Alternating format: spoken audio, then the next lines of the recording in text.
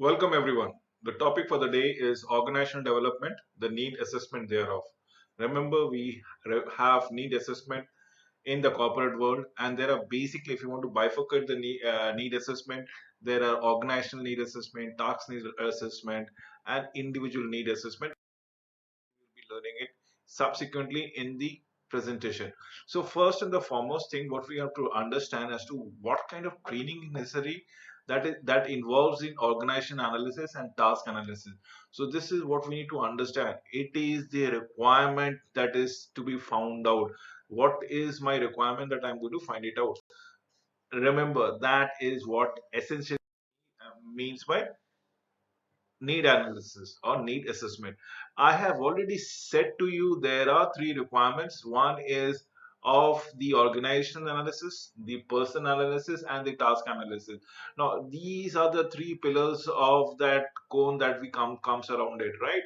Absolutely, there would be the the other pillar if you want to relate it down in a fashion. So one is a task analysis, the other one it would be a personal analysis as the person or the job incumbent out there, and overall the organization analysis. These are the three pillars that we want to build it out.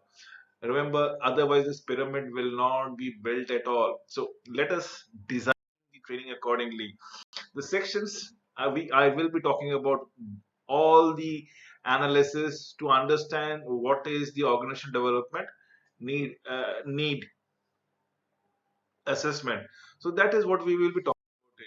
First and the foremost thing is the organization analysis. Remember, it is all about the strategic direction, the support of the managers, the peers, the employees, the training activities, and the resources thereof. Everything needs to be pointed out. It is the camaraderie that comes around it among the people that has been mentioned out here. So, what are the exact direction that we are looking into it? What kind of platform we'll be working upon? What kind of technology that will be embraced upon? Is there any changes in the processes? So for everything you require to have a proper training. Now depending upon the training, the resources thereby, and the ability of the employees has to be duly. Now comes the assessment or analysis of the person. Look, the end result is motivating and learning and job performances. Now, what are these? I need a motivated workforce. I need a well equipped, well learned, well attributed employee. And this will basically translate into higher productivity. Motivated employee who is knowledgeable, who is skilled, who is having a positive attitude, in totality will give me a enhanced productivity. So what does this how do we come to this particular state? The first thing and the foremost thing is a person characteristics that comes around it.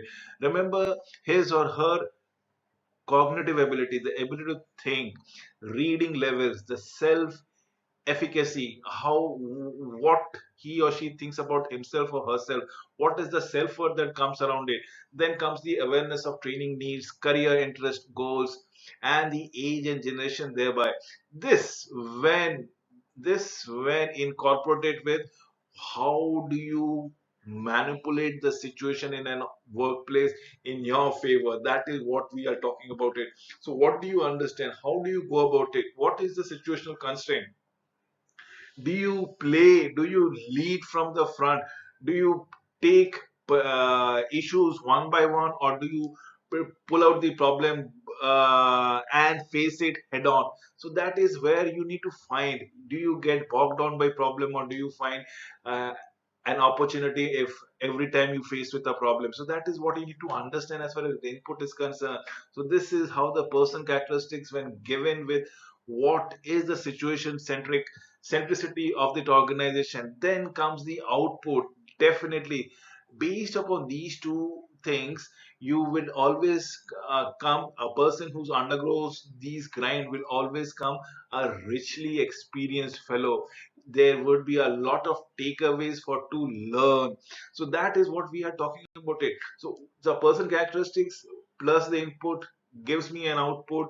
If positive, that sets the norms, the feedback, and things like that. We need to go around it.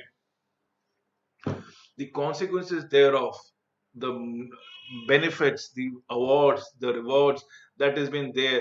plus the feedback that comes around it in terms of frequency, specificity, and detail, in totality gives me the right aptitude of the personal analysis. This is what we are looking at it. We are having a motivated person, a learned person, a job performance person, a productivity person, and so on and so forth. What we are looking into it. Let us dissect one by one. Reading ability is the readability of the difficulty of the situation, the level of the situation that he or she faces. The consequences of written material, lack of appropriate reading levels can be impeding performances and learning in training programs. Material used in training should be evaluated to ensure that the reading does not exceed the required thing by the job. Remember, reading ability tells a lot about the cognitive ability of the person. That means he or she can topic of the day. Then is the self efficacy. Self efficacy is an employee belief that they can perform their jobs or learn the content of the training program successfully. So, this is what you have to understand about the worth about it, whether the confidence that they built upon it, whether they have the inner spirit which is glowing from the bottom. The job, they do not get bogged down by the environment of the job, by their colleagues, by the opponents. And when I say opponent, it is the competitors that I'm talking about it. So essentially, self efficacy is is core to be a performing, to be a successful performer in an organizational setting. So research has demonstrated that self-efficacy is related to performances. As I said it all together in training programs, that if you have the self-worth, if you have the self-confidence, you are determined to follow success, taste success sooner than later. So employee self-efficacy level can be increased or enhanced when they know the purpose of the training that they are incorporating. This will make them a little bit more focused, providing as much information as possible about the training programs and the purpose of the training prior to the actual training, as the case might be.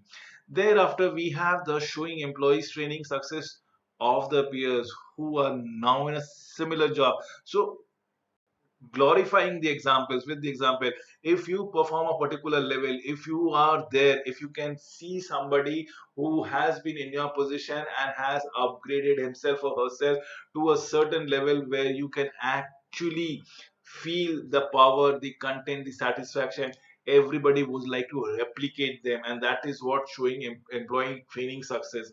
So providing the right feedback to the learners about their controls of emotion, about the control of the situation that they have to go about it. The sense of responsibility needs to be ingrained, and to understand the difficulties of any of the in the program. So awareness of training needs, career interest, and goals. To be motivated to learn in training programs, employee must be aware of the skill strengths and weaknesses, and of the link between the training programs and improvement of their weaknesses. After all, this is what we are looking at it. Remember, a training needs is a must thing if it furthers the career, if it furthers the interest and the thereby. So we'll talk about the age and generation of the employee. Remember, it is with every age, every generation, there is a change in attitude, there is a change in outlook. People who are aged quite young at the age of 20 or below 30, they have different acumen vis-a-vis a person who have attained the age of 60 altogether or 70. There are short-term memory loss for the people who have aged. There are people who are young, should be very agile, and probably are very pertinent to any sort of reactions. Remember, people slowly process information slowly and slowly as their age progresses. So that is what we need to under inputs. So talking about the input, the employee perception of two characteristics. What are those two characteristics? Are the situational constraint and the social support that we're talking about it.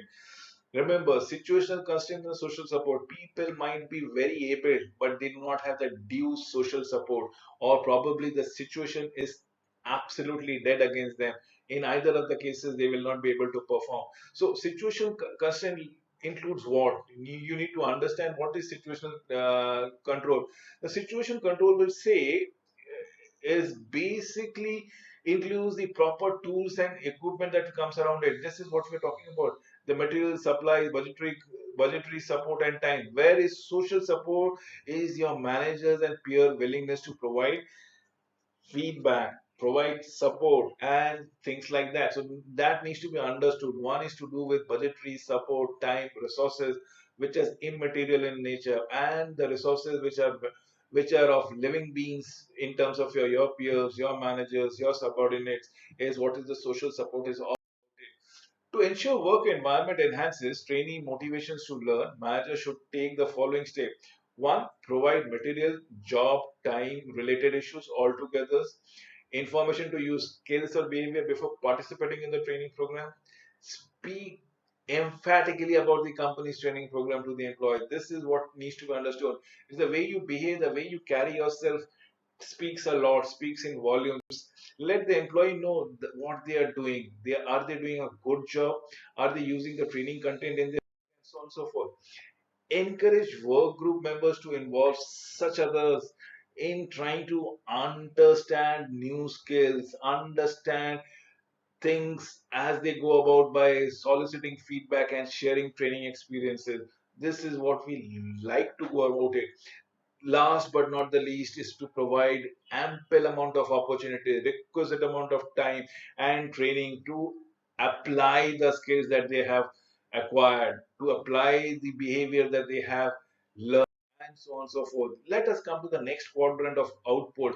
Remember, any resources which is of substandard quality will automatically mean the outcome will be substandard or below par. So you need to understand what sets the quality of the output, and based upon it, you need to groom your employees and let them know what is expected of them. Let them know what is the quality of resources that needs to be utilized. Let them know what is the acceptable parameters of a finished product or service. So that is what the output would be all about it. Remember, every output that a person does leads to certain consequences. Our consequences will be good. That means rewarded and incentivized if people are performing good. But it's the other way around. They might be penalized in case the consequences doesn't comes to the desired result. So remember what they need to have: necessary knowledge, necessary behavior, skills, and attitude that needs given.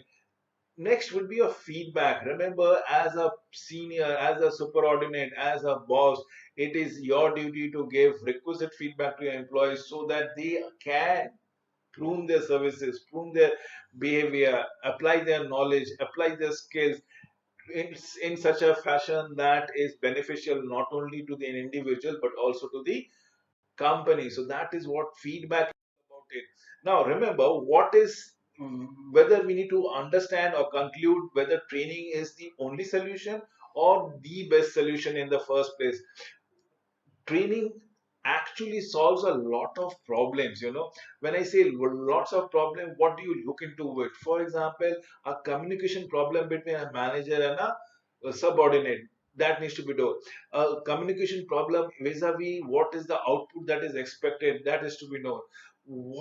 How might this be done? Manager should be assessing the following thing: is performance problem important?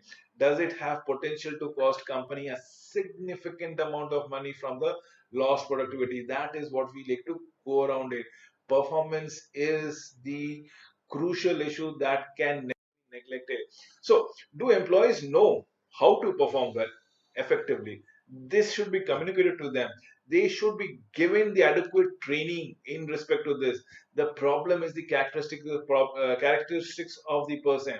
Next is, can the employee demonstrate definitive knowledge about or the behavior? So are we have the right acumen? Do we exhibit the right behaviors? If not, can we be trained? Can we be told? Can we be assured that certain behaviors are to be expected and has to be adhered to? This is an input problem in case if it is not been told around it. So training can correct such kind of issues. Then is performance expectation, where the objectives were clearly notified, made to order. Were there any obstacles to the performance, such as faulty tools and equipment comes around it. Let us come to the other things, as in where positive consequences offered, where was your job been incentivized in the first place, was good performance rewarded. This needs to be clarified, this needs to be quantified, this needs to be notified.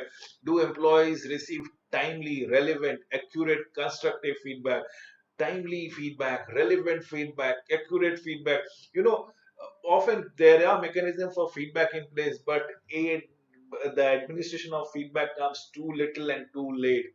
Doesn't impact the productivity, doesn't impact the outcome in a positive fashion. So, what is the utility of such a feedback? Where other solutions such as job design or transferring of the employees to other jobs, very too expensive, very too unrealistic, very too unpractical. You need to go around the other solution that has to be found out. Or so identifying the performance issue, there are only three performance issue. Answer the question what, who, and how. So what is to be required, the problem, the improvement, the future planning, who is to be done, the entire organization, level of person, the organization, definitions or divisions, department, individual, and how it is to be corrected is actually the process that we are talking about it. There are three questions. Again, I repeat, what needs to be done, who needs to do it, and how it is to be done. Absolutely, if you can answer a question or these three questions, almost all your performance issue get automatically. We come to the third most important after the organization analysis, the individual analysis, and the task analysis is the third one. Is all about the description of the work activities. This is most important. What is task analysis? Is the work of the description of the work activities that is included in a task by the employee, the knowledge, skills, abilities acquired or required to do the job. A job is a specific position requiring the completion of a task. It is all about it. I've given you an example for you to understand about an electrical maintenance worker. What is the task? The task is absolutely clearly said about it. We are talking about the frequencies and the task performance rating out here. This is what we are looking into it. What we are talking about, we are talking about replacing a light bulb, replacing an electric bulb, installing a light fixture, replacing a light switch. These are the basic job of a electrical maintenance job. The frequency needs to be done and the task performance is based on the importance, difficulties, and so on and so forth.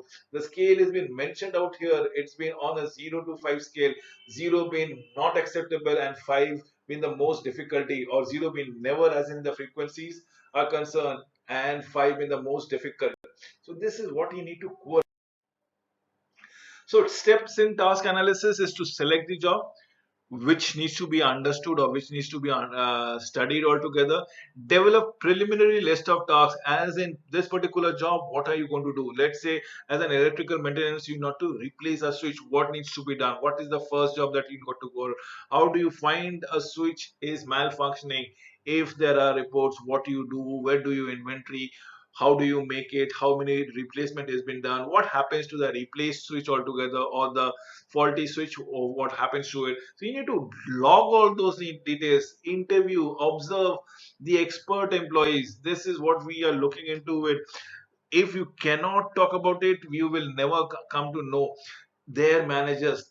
Talking with them who have performed the task analysis, validate. Remember, always validate or confirm the preliminary list of the tasks. If you have done on your own, let's say if you have done on your own all the tasks, carries forward about it. This is the list that you have created. Can you validate it with your with the job incumbent who is actually doing on the jobs as such? So if this is the list number of tasks that have been carried out, get it ratified. So once the task has been identified, it is important to identify the knowledge, the skills, or the task that is difficult to learn or prone to errors. Probably not everybody can master them. If such is the case, a regular refresher training needs to be every now and then. Giving an example of a task analysis, look at it. KSO is the knowledge, skills, attitude of the organization that comes in. These are others. other skill that goes around it. So trainers were given a job of developing a training system in 6 months. Absolutely. So you need to go about the procedures as far as SMA is concerned, the utility electrical area. We are we should be speaking to everybody, including the managers, the instructor, the senior technician. I'm just supposedly just making up a training program or a training schedule altogether. How do you go about, what are the contents that needs to be covered around it? I need to speak to everybody. Technicians have to ask and rate each of these tasks on the basis of difficulties and frequency of performances. Look at it, very important, requires training. Unimportant, not difficult, or done frequently, not design training. So I will automatically come to the conclusion as to what should be the content of the training program that has to be done or mind. Remember, a task analysis should identify both employees are actually doing what they should be doing. Absolutely, yes. A task analyst should identify the employees who are doing what they should actually be doing. It should break the job into duties, the duties into tasks. So we need to break it down a number of jobs all together as long as possible. That will give me a complete understanding of the job. Use more than two methods to collect this information, or basically what I am saying is collate those data, correlate, and you will and hang on it. Then comes the competency model. Identify competencies necessary for each of the jobs. Competency model provide description of the competencies that's required for the entire occupation, job, family, organization specific. Remember, it is a measure, often a measure for your performances management, as in competency model is all about it. Let us talk about the competencies. So we have been giving a scale of not being able to perform on a zero level. Understand the basic principles is one, probably can perform the task, but with assistance. Remember, on point number two is can perform independently without supervision or minimum supervision. Now, point number three is where you can perform complex tasks, multiple tasks, or probably you can even guide people. So considers to be quite an expert. But point number four on the 5 point scale from 0 to 4 is considered as an expert, or should I say the specialist, can solve the task, can do multitasking, and so on and so forth. So this is the scale that we have developed about a system architectures, if you can apply it, about a data migration that you can apply it, if you documentation executive you can apply it. So remember, these are the tasks that needs to be gone. Now what are the tasks would for a system architecture would be ability to design complex software applications, so establish protocols, creating prototypes. With regard to the data migration would be ability to establish necessary platform required to efficiently and completely coordinate the data transfer, and so on. One way to understand competency is to compare the job analysis. Absolutely, to compare them to the job analysis. Job analysis is more work and task focused, whereas competency is more worker focus. So remember, this is job analysis is work and task focus, wherein competency is the man machine coordination or man work coordination. Should I say the worker focus? The competency generated by competency model and modeling and are generally believed to be absolute greater application to a wide purpose altogether. This is what we talk around it. Remember, first and foremost thing is to identify your strategy, your goals, then as to identify the position that needs to be filled in. Definitely this is where the job needs to be. There is a job, now you want to find person who can man the job. For this you have to do a recruitment. That means all about interviews and focus group.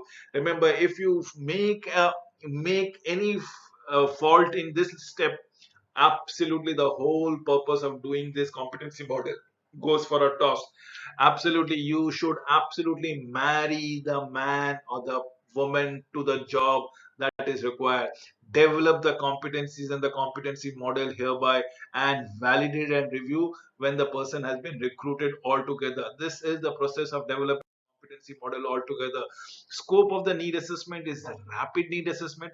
Refers to the need assessment that is done accurately and quickly without sacrificing the quality. This is the most paramount quality and paramount importance, as in with the process and the outcome is.